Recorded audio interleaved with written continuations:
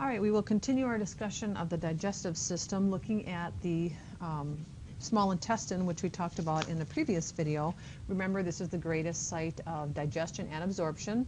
So digestion occurs via chemical digestion, the secretion of enzymes from the specific cells that line the villi. Remember that each individual cell within the villi has a special plasma membrane extensions, which we call the microvilli.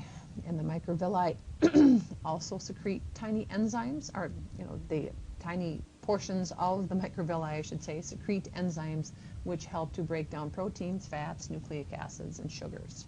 So a very, very important site of digestion and absorption into the blood, because here we can see the blood supply where the nutrients from the food would be sent to the general bloodstream to feed the tissues.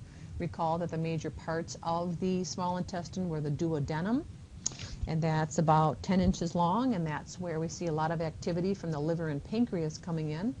The jejunum is the longest portion. It's about 8 feet long, quite a distance there, and that's where a lot of absorption occurs. And then the ileum, we see the bacterial count start to go up in the ileum as we enter into the large intestine. But again, a little more absorption going on here as well. But for the most part, by the end of the small intestine, when you reach the ileum, most of the absorption is complete, and the rest will pass into the colon. So some people that have a diseased colon will have their colon removed, and they'll have an exit to the surface of the body with a pouch, and that would be called an ileostomy, because it's at the end of the small intestine, and they do not have a functional colon. So looking at major secretions then of the small intestine, mucus again, very important to help protect against digestion of the small intestinal wall. So it helps protect that delicate mucosa of the small intestine. And the different digestive enzymes, remember enzymes typically end in ase. So if it's a peptidase, it breaks down the peptide bonds that connect amino acids to form a protein. So here proteins are broken down to amino acids, and nucleic acids are broken down to nucleotides, and sugars are broken down to monosaccharides. And remember, glucose is an important monosaccharide that we need to make ATP. So we also see some glands in the small intestine that are stimulated to secrete their contents with the stimulation of the vagus nerves through the parasympathetic nervous system, and secretin is a important small hormone from the small intestine that helps regulate its digestive activity. So looking at the accessory organs, the liver and the pancreas, these are important organs for digestion. And the liver, its major digestive role is to help break down fats, because the liver produces bile, and bile is a substance that helps to break down and emulsify fatty molecules. So without our liver, we will not be able to process and digest fats. So it's the largest organ in the body, weighing about 3 pounds in adults. So it's a very large organ, sits just under the ribs. So when people have an enlarged liver, they're going to have a very enlarged abdominal cavity. And again, it is an accessory organ. Food does not pass through the liver, but it secretes its contents to the duodenum. So here we can see the duodenum, this first part of the small intestine, and we have ducts coming from the liver, which would be the hepatic ducts. Then we also have a duct coming from the gallbladder here, which is a small organ tucked up underneath the liver. It stores the bile from the liver, and that's called the cystic duct, and then that leads to the bile duct. So the bile duct is what carries bile from both the gallbladder and the liver to the duodenum, where the food can be found that needs to be broken down and further digested. So the fats will be acted upon here in the small intestine. And then the pancreas is another accessory organ. Its job is to secrete digestive enzymes.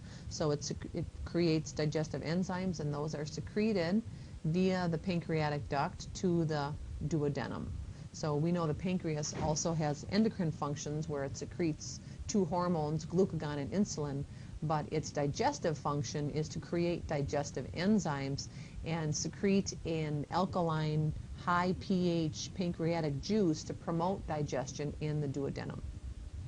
So focusing on the liver here, the liver is a very large organ, and if we damage part of the liver, or we have a laceration or a tear in the liver because of an automobile accident, the liver can regenerate and repair itself.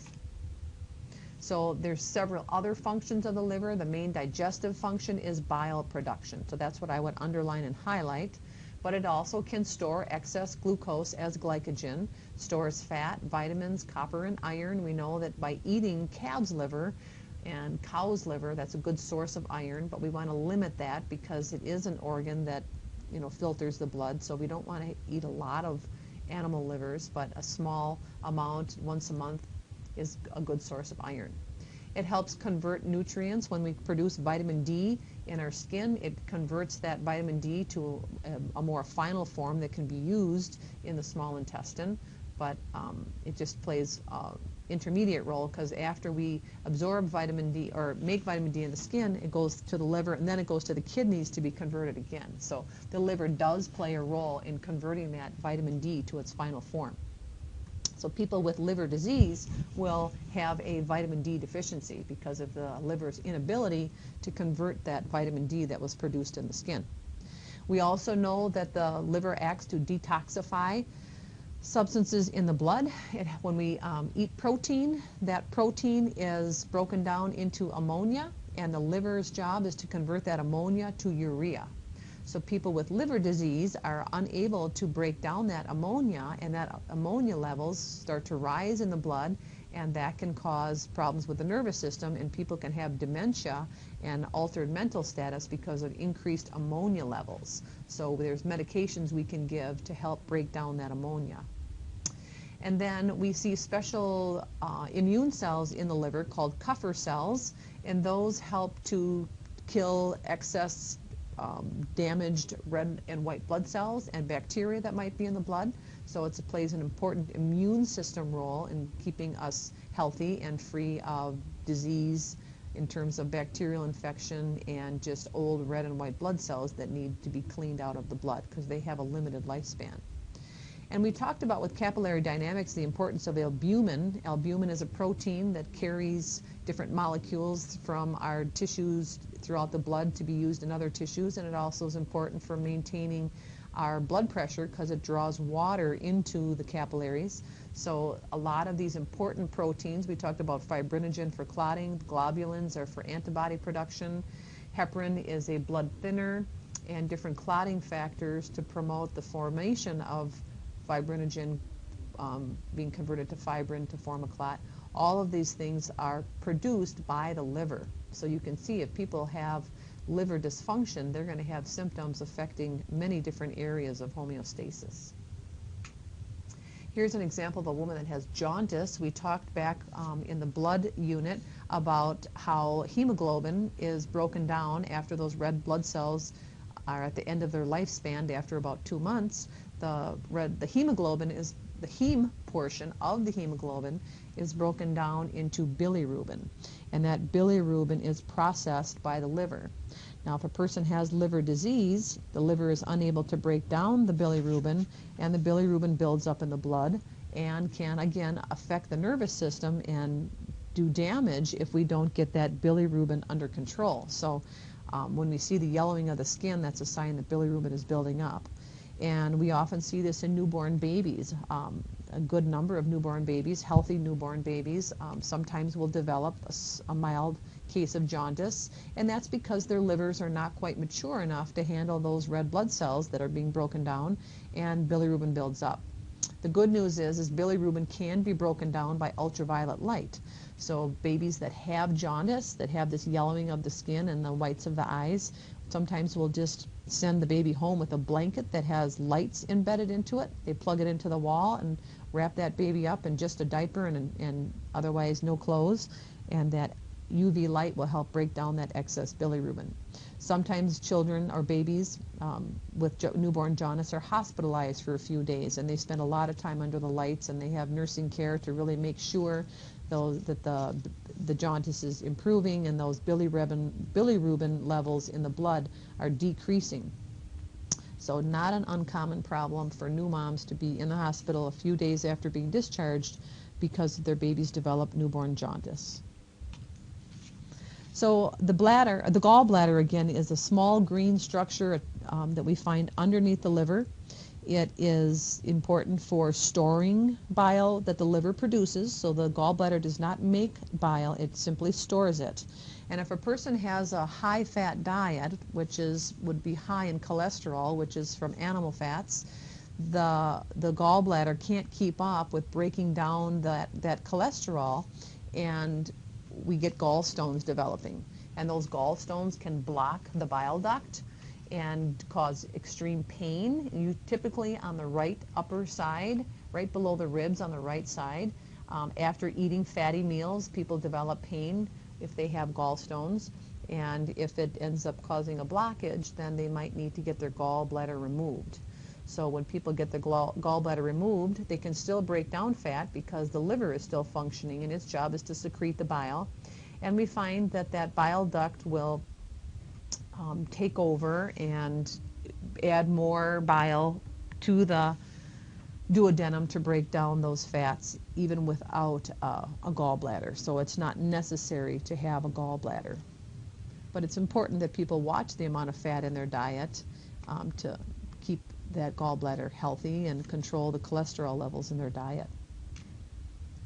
So the pancreas, we said, is an endocrine organ, which means it secretes its contents to the blood, so that's not part of the digestive system.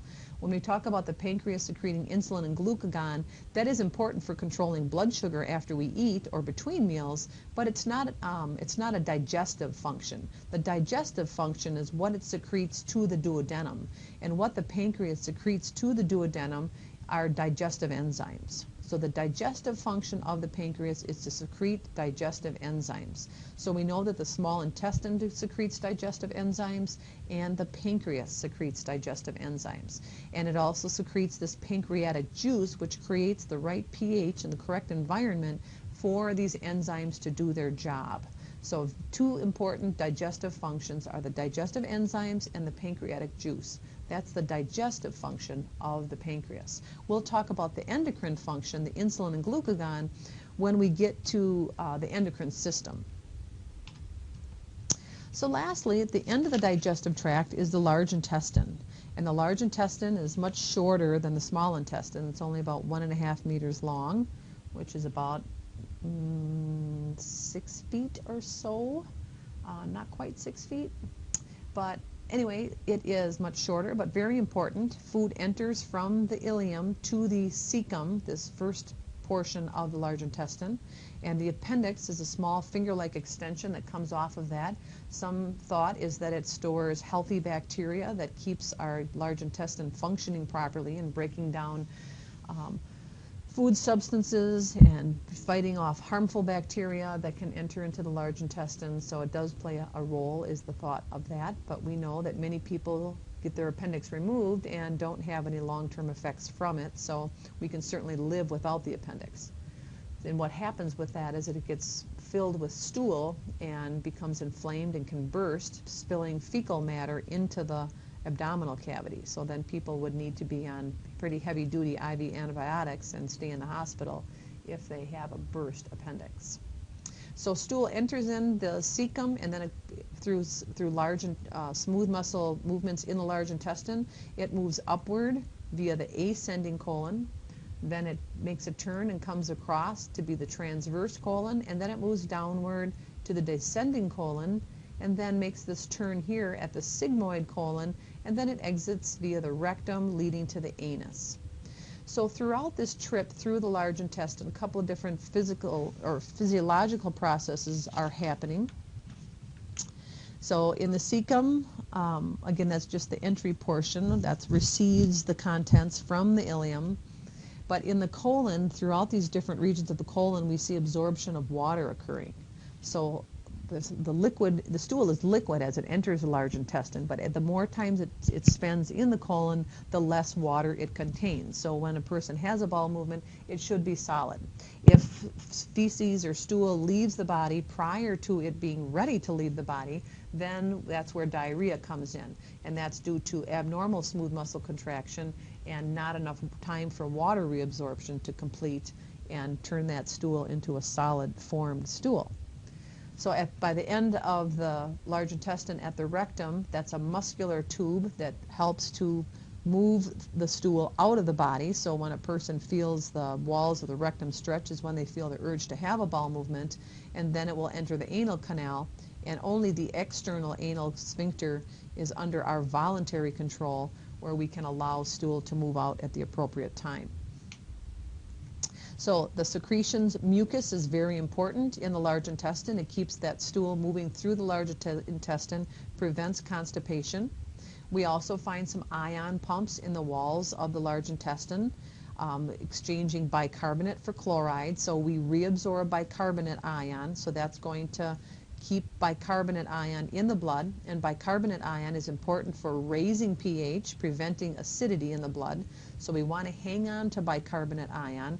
That's why we have these pumps here at the end of the large intestine to pull bicarbonate back into the blood from the digestive tract.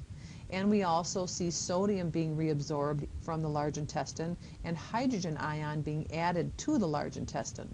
So we can get rid of excess acidity in the blood by dumping hydrogen ion and pulling back sodium ion from the large intestine. And the natural bacteria we see in the large intestine sometimes produces gases as it's breaking down the contents of the stool, and that produces a gas that is methane gas, so it is flammable. And yes, people have tried to verify that by igniting their flatus. Very dangerous, silly thing to do, but a person passes gas on a regular rate, and that's a good sign of intestinal activity. So when a person is hospitalized and maybe had abdominal surgery or any type of surgery where they're under general anesthesia, we're going to make sure those bowel sounds come back, and that's just the motion of gas in the large intestine as it's moving through and making little crackling sounds as we listen. So in the large intestine, again, we have bacteria. Some of those bacteria actually produce some of the B vitamins. So it's very important that we have the right healthy bacteria in our large intestine. And if we don't, we can take medications which we call probiotics. They come in pill form. One popular effective brand of probiotics is called Floragen, Floragen, and most pharmacists will sell this at the counter, and this is a good thing to take if you're going on antibiotics for an infection, like say an ear infection or a UTI or a sinus infection. Taking Floragen along with those antibiotics will prevent those antibiotics from destroying the healthy bacteria in your large intestine and causing diarrhea. Some people have irritable bowel syndrome, where they just have a hard time keeping the right balance of healthy bacteria. So sometimes taking a probiotic on a daily basis can help people that have trouble with constant constipation or diarrhea or cramping. Women typically are the most common sufferers of irritable bowel syndrome. They think the impact of estrogen on the gut is not good, and many women suffer with constipation or diarrhea. So it's important to have a nice balance of those healthy bacteria to fight the unhealthy bacteria that can come in to our diets. And the reason why people develop unhealthy levels of the bad bacteria in the bowels is because of high fat, high sugar diets. People that eat a lot of breads and sweets and carbohydrate type diets along with lots of preservatives and unhealthy fats end up having an imbalance in their large intestine and might have trouble with gas and diarrhea or constipation. So probiotics can kind of regulate the gut and get things back in balance. So when we talk about movement of the large intestine, there's a couple of things that cause it. There's two reflexes that occur in the large intestine. One is called the gastrocolic reflex, which is stimulated when the stomach is stretched after a meal. This is very active in children, so you'll find if you hang around young children, or maybe even yourself if you're a young person yet, in your teens or early 20s, you might find that by the end of the meal you're feeling the urge to have a bowel movement, and that is stimulated by the stretching of the stomach, or it can also be the stretching of the duodenum in the small intestine. That's going to stimulate those mass movements, the large peristaltic waves in the large intestine to have a bowel movement. Another one is the defecation reflex, which occurs after these local reflexes, and that's when the rectal wall receives stool via the mass movements. It becomes stretched, and that stimulates it to contract.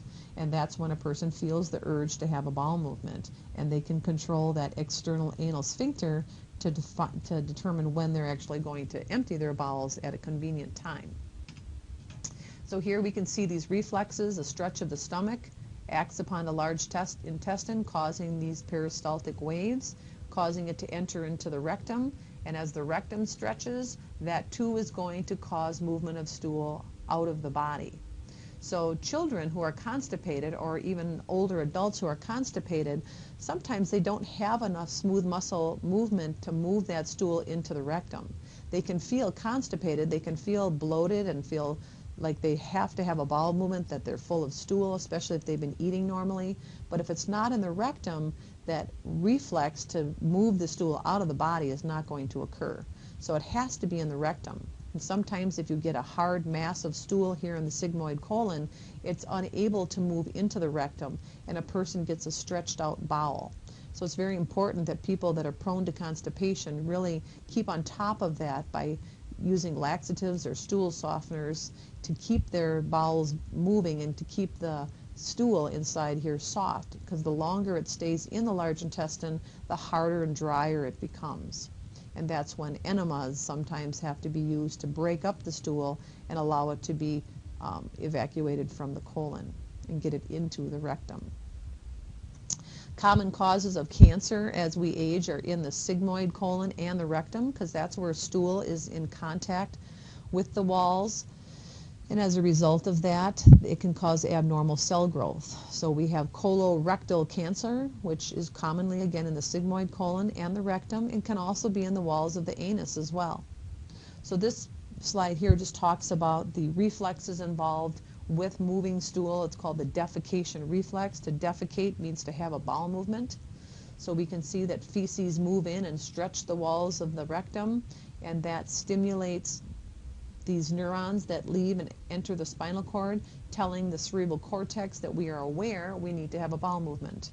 And then a response is sent down from the body, from the cerebral cortex, initiating the movement and contraction to move that stool into the anal sphincter. But again, we have voluntary control only of the external anal sphincter. The internal anal sphincter is not under our control. So we don't gain control of the external anal sphincter until about maybe 3 months, 4 months, even 6 months of age. So newborn babies, when they have a bowel movement, it's usually explosive, and they have many because they don't have control of that external anal sphincter yet. And about age 2 is when a child is about ready to potty train with good control of that external anal sphincter. So as we age, we see changes within the digestive tract depending on a person's level of activity and their diet. Those that live sedentary lifestyle with high fat, high preservative diets have a higher risk of colon cancers. And but as we age across the board, we see a decrease in the amount of mucus lining the digestive tract. So people have more irritation of the digestive tract. They're more sensitive to spicy foods. They're more sensitive to the irritating effects of raw vegetables. And also they have a higher risk for ulcers in the large and small intestine. And also more constipation with less mucus to move the food through. Stool tends to remain in the large intestine and rectum too long, resulting in constipation. Because of the decreased mucus layer, we also find increased risk for food poisoning and infections related to toxic agents that might be ingested. So more side effects due to medications irritating the intestinal lining. For example, we know that ibuprofen and aspirin are irritating to the digestive tract and cause stomach bleeding. We see more of a risk of that in the elderly. We have to really be careful with the elderly who might have arthritis and needing good pain control, that they're not taking ibuprofen in too high of a dose or for too long of a period of time, because it can cause stomach bleeding and eventually ulcers and GI bleeds, which require hospitalization. So again, as we age, we lose that motility of the digestive tract. As a result, again, constipation is definitely a problem. So the elderly, it's important they're on nice high fiber diet, but not too much fiber that it causes too much bulk in the large intestine, but also that they get some activity and move around, and that they're drinking plenty of water. Commonly a major reason for constipation among people in the U.S., because as a population of the U.S., we are chronically constipated, and it's because we don't drink enough water. It's important that we drink water to keep our stool soft. So if you are someone who struggles with constipation, increase your water consumption to about, what did they say, 4 to 8 ounce glasses of water a day. It's important to get that fluid in the digestive tract and keep the stool soft. And also keep moving. Exercise is important. Going for walks doesn't have to be intense exercise. Just going for walks and getting your body moving is important to stimulate smooth muscle contraction in the large intestine. And that's another reason why we want our patients up and walking after surgery, is to stimulate the large intestine, get those bowels moving again, wake them up, wake up the bowels so they're able to digest and move stool through. It'll make your patient more comfortable too. So we become less aware of tastes and smells. So the elderly tend to like a lot of salt on their foods because they can't taste them as much anymore because of that, and they can't smell the aromas of their food as much anymore either. So then the bad part about that is if, let's say, the milk is going bad or the cottage cheese is going sour in the refrigerator, a young person can open up the cover, open up the cap, and smell that, this is not fresh food anymore, and they're going to throw it away.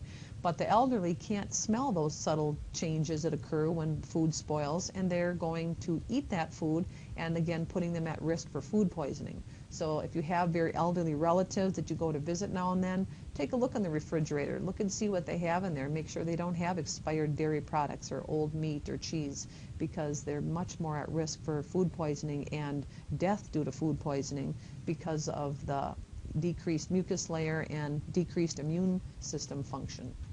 We also see increased disease in the mouth. We see tooth decay destroying the teeth. Even when people have dentures, they still need to take care of their teeth and use a mouthwash to keep those bacterial counts down. We see little out pockets of the large intestine where the large intestine has been stretched over a lifetime of maybe constipation. This is also can be genetic, and that can cause tears in the large intestine, which would be called a perforated bowel, and just like a ruptured appendix can cause peritonitis and death if it's not caught soon enough. Fecal incontinence, people sometimes lose control of that external anal sphincter, and if they have an irritated large intestine and have trouble with diarrhea, they can lose control of their bowels. And increased cancers of the GI tract we talked about, just because of diets that are high in fat and high in preservatives, or among people that are alcoholic with a lifetime of drinking, we see an increased risk of cancers in the esophagus and stomach. That concludes our discussion of the digestive system.